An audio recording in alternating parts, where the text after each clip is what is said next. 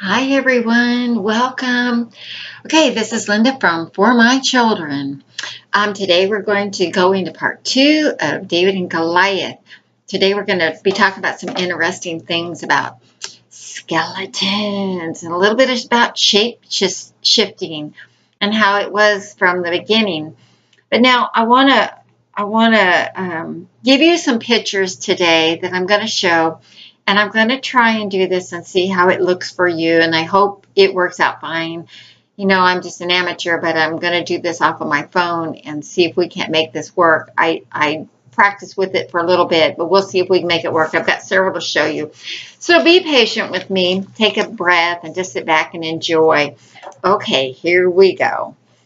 Now, remember from last week, we brought in David and Goliath, and we were talking about how David is not a small man. He's a young man, but not a small man, but he was working for Saul at the time. Well, he had vacations, like we have holidays, like coming up Thanksgiving or whatever holiday, and you get a few days off. Well, his brothers are at war, so he's going to go help his dad and help his dad to do a little watching the sheep.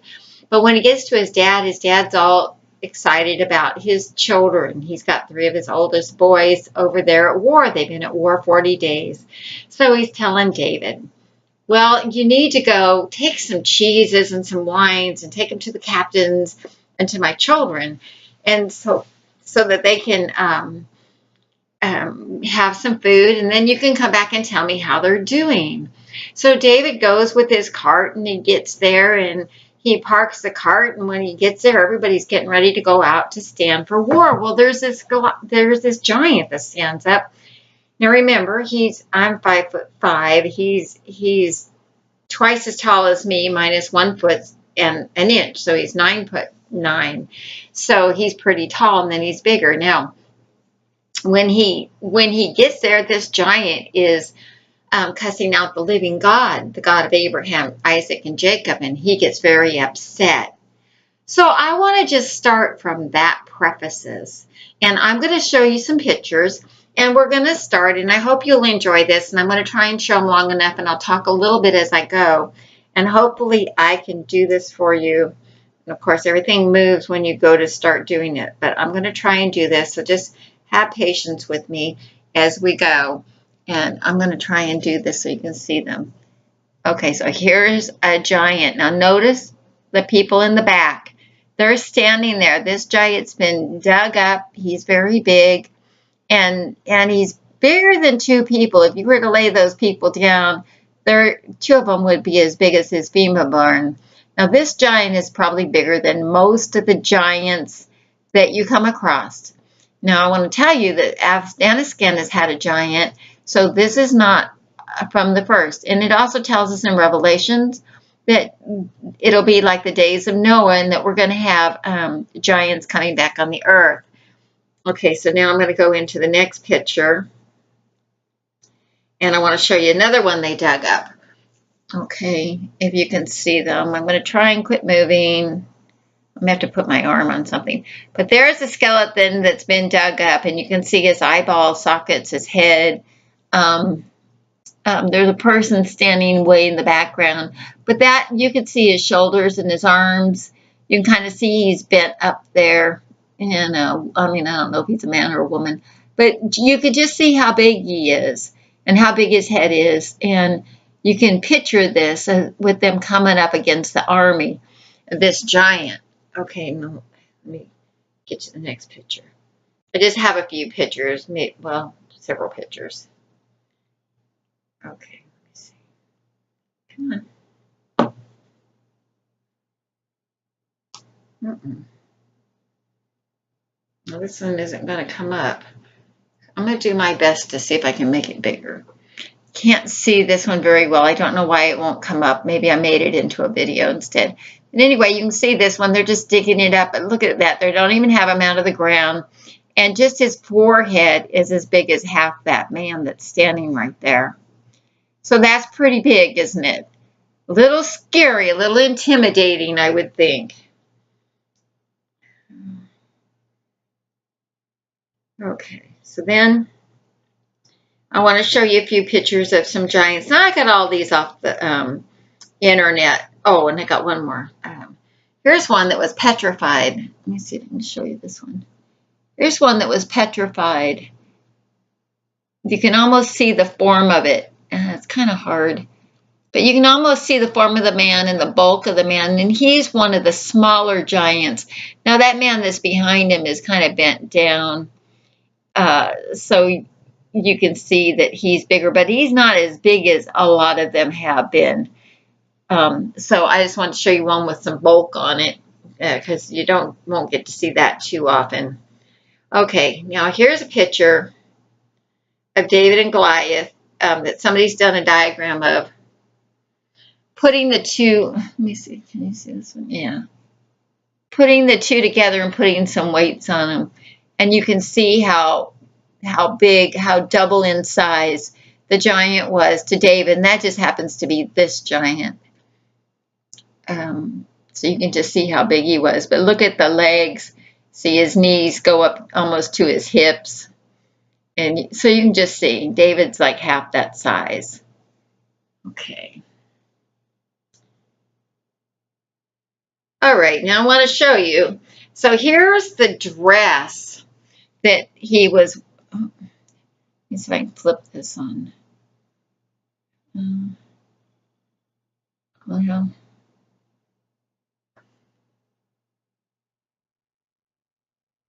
there we go. Let me see if I can. Maybe I can show it to you this way.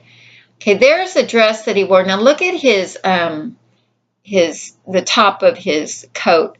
You see that looks like fish up there on the coat. And those fish things were so that the spears and things wouldn't go into him. You can see he's got a weaver's beam in his hand. That was kind of hard to explain because it's really long and they did different things with the weaver's beam. But that one was for fighting, of course. And you can kind of see the sling David's got in his hand. And the way David's dressed, it's much different. Now, over off to the side, you'll notice there's a man who's got a shield. And we're going to get a better picture of this. But that's called the shield bearer that would carry Goliath's shield. He's not even out there protecting it. Well, it would protect his legs and different things. Some of those shields were as big as the one that was carrying them. It was a big job to do. Okay, let me go to the next slide.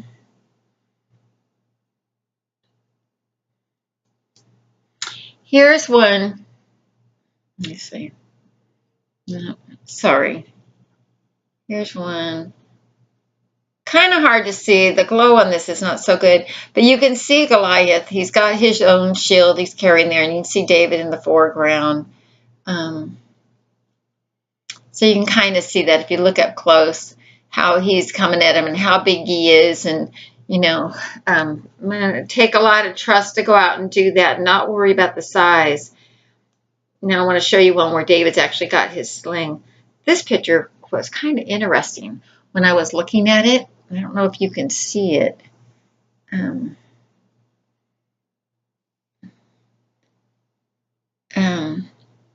Okay, so this is Goliath, the size of Goliath, David with his sling. He's going. Now, remember, David ran up to him and was slinging his sling. It was a sure shot.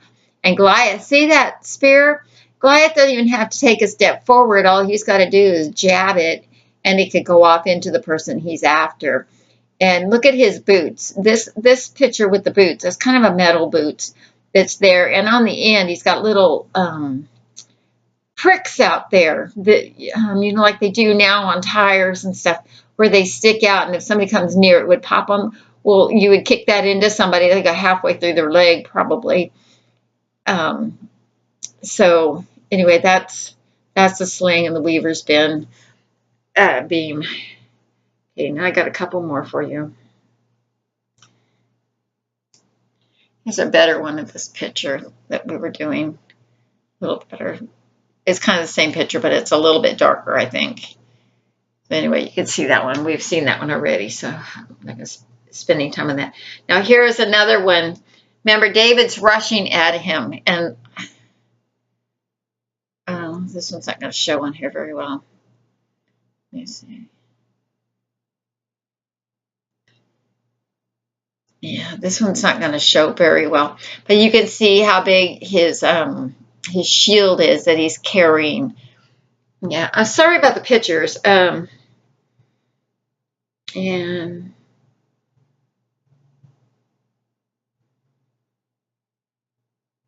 the one we just saw. Okay, hang on a minute.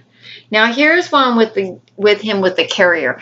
I wanted to show you this because this is really what the Bible portrays, is that he's got a carrier carrying that shield. Now notice how that shield is as big as the carrier.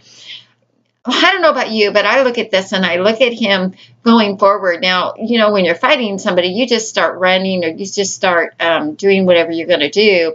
How would you stay with that carrier? You know, his legs are shorter, his movements would be shorter. Or would you just always just stand there? I wouldn't think so, because you'd have things on the right and on the left that you'd need to be doing too if you were actually in a battle.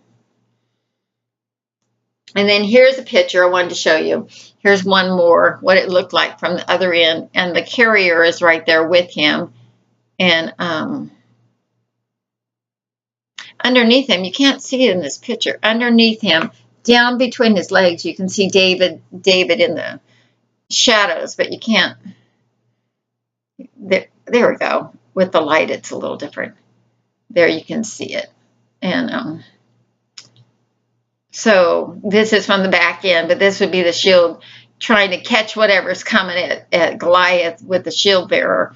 But that was kind of what the war would look like. I wouldn't want to get behind that giant and have the shield bearer go the wrong way. Okay, and then next, here's the sling that David would use. And there's the 5 stones that David would use. Okay. All right, so now we've seen these pictures. That's all those pictures I'm going to show you. So we've seen all these pictures, and I want to now go over a little bit about the giants. Okay, we need to know our background a little bit, and you know, I mean, you hear about the giants, but then, you know, why did David pick up these 5 stones? Well, a lot of people hear a lot of reasons, and we're going to go over that. But you know, I love to go over names. What do they mean? Goliath means passage, revelation, forcible overthrow of a government or social order in favor of a new system. Kind of same thing like our world government, isn't it? Kind of doing the same thing. Now, here are the sons. Now, in that day and age, sons were not always just sons. They were brethrens, they were brother-in-laws, they were family. They were the male children. So, his name is Ishbiah Benob. It means respiration or the act of breathing, conversion, taking captive. All right, that's the second giant. The third giant is Asaph, S-A-P-H, or he also was named S-I-P-P-A-I. Now, in the Old Testament, they would spell names different sometimes. So you'd have the same person with different names because they just weren't sure how to spell it, and they would just spell it how they thought it sounded. So Sapphira, it means rushes, child, sea moss. Okay, and then we have a second Goliath, which I believe was maybe an uncle or a nephew. And then we have Lamai, and it means my bread, my war. Okay, so you notice all these names kind of have something to do with war, being captive, breathing, like breathing down somebody's back, taking captive, those kind of things. Now, I'm going to go over some of that. I'm going to go back into the scripture so you can actually see it, because if I can't prove it, I may as well not say it. I may as well not even be on here. So I want to go over some of the names of the people who killed the giants also, because David killed Goliath, but he didn't kill the rest of them. So here's Abishar. His name means gift of God. And then there's Zebekiah. His name means Yah intervenes. And there's Elkanah, means God is good or God is gracious. And then there's Jonathan, God has given or Jehovah has given.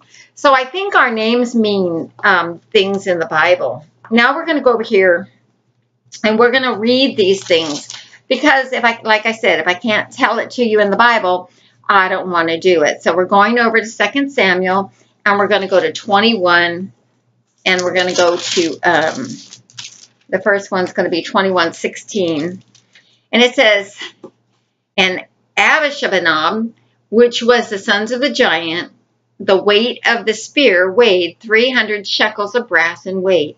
He being girdled with a new sword, thought to have slain David. So he was in the battle. Now, okay, so right here, you need to understand that if I kill your family member in these clans or in these tribes or in these villages, then the whole tribe had covenants to go after the one who did harm to your family member. So the whole tribe or the whole family would come after you. So that meant that this guy had a grudge on David because David killed the father. Okay? But Abishai, the son of Subra, he's the first one that killed, scourged him and smote the Philistine and killed him. Smote means hit, knocked down, disorientated. Okay, then he killed him. Then the men of David swore unto him, saying, Thou shalt go out no more with us to battle, that thou quench not the light of Israel. So if you stay here, all the giants are coming after you, and now we've got to protect you instead of going after this battle. So we're going after the battle. You go back home. Okay, so David ends up leaving that particular battle because he's young. Okay, so then after that, it came to pass that there was a battle with the Philistines at Gob. This is the second battle, another battle way down the road. And Sebekah, the Hoshathite, slew Sab, which was of the sons of the giant. See, there it is. He was the son of the giant. And there again, a battle in Gob. And the Philistines were Elhanan, the son of Jaaragrim, at Bethlehem, slew the brother of Goliath the Gittite, the staff of whose sword was like a weaver's beam. That's telling you now that this second man, he went out and he killed the second giant, okay, one of the children. And there was yet another battle in Gath, and there was a man of great stature there that had on every hand 6 fingers, and on every foot 6 toes, 24 in number. And he also was born to a giant. And when he defiled Israel, Jonathan, the son of Shimeiah, the brother of David, slew him. Now, these were the 4 born to the giant in Gath. And they fell by the hand of David and by the hand of his sword. So these all fell by the Hebrews' hand. Now I want to just go one more thing because there was one unnamed one, Gath. I want to Lamai. I want to go over here to 1 Chronicles, and I want to go to 20 and 5. Oops, past it. 20 and 5. Okay. 25. And there was war again with the Philistines. And Elhanan, the son of Jair, slew Elamah, the brother of Goliath. So here's your uncle, your cousin, your brother. Well, not your cousin, your brother. So this was born to your mother, okay, whose spear staff was like a weaver's beam. Okay, so now that they go on and they're talking about this, and they just kind of repeat now what was going on in the other ones that they were talking about. But then it goes on the 8, it goes, these were born into the giant in Gath, which fell by the hand of David and by the hand of his servants. So by this time, the servants are going out and doing the war. So some of this, it's a split in time. So they got war. So between when he was working with Saul, then he killed one when he was working with Saul as a youth, and then he was going to war, and then David was being chased by Saul, and they were out killing giants too. So these are the different ones that we have. Now I want to go a little bit into stones. I'm actually kind of running out of time, but I want to take the time to get through the stones. So, okay, this is kind of fun. So some say that the stones were the 5 books of the Hebrew Bible. Now, why would they say that? Because, see, when David was coming up, that's the books that they studied on, they listened to, and they followed. mostly. So that would be Genesis, Exodus, Leviticus, Numbers, and Deuteronomy. Now, these are all just thinking that maybe this is part of it, but maybe all of these reasons are part of it. So we don't know because we weren't there and we're not in David's head. But David always said, the Lord is a lamp unto my feet. And so he was always following the way of God. And so then the second idea is that out of the river, that river, because of the things it said that the water comes from the throne of God. Okay, now I'm gonna go into this a little bit because we have a little bit of time, but I'm gonna go a little bit long. Okay, so Revelation 22:1, it says, and he showed me a pure river of water of life, clear as crystal, proceeding out of the throne of God and of the Lamb.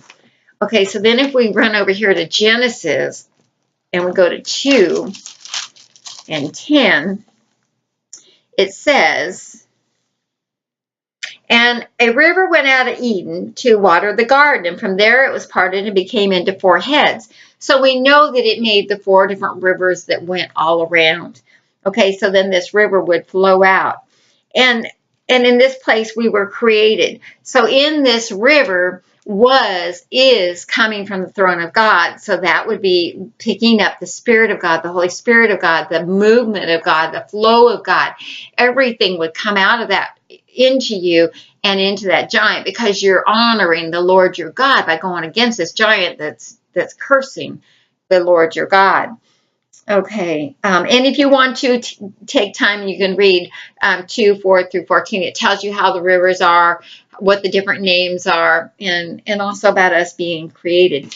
Okay, and then last of all, there was a time, like I said, if you had a family member, your clan would go after you. So he knew that there were 4 other brothers. So he picked up those 5 stones, one for Goliath, one for Ishibaberabab, I might be saying that name wrong, sorry. One for Sap, one for Limai, and one for Goliath Jr., or Goliath Sr., if that was actually an uncle. And so it would be for all those 4 brothers.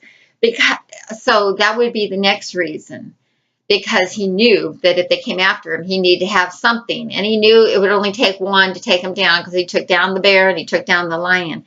But last of all, he trusted God implicitly. Nothing that he did has showed any doubt. He said, I'm going to go kill this giant. I'm going to prepare for this, and I'm just going to go do it. And even when he goes to do it, he rushes at him. So our faith needs to be completely in God, and God will help us become the overcomers. Because with God, we can do all things through Christ who strengthens us. Without God, there's a scripture here. It says, we absolutely fall apart by everything that's not in God. And we can't move one hand in front of another if we don't know who our Father is. That's actually not a saying. It's actually from somebody else. Anyway, I want to thank you for joining me. I want to say blessings to you. And may God just watch you and keep you and bless you. Praise God. And we'll see you again next time, Lord willing. Have a blessed day.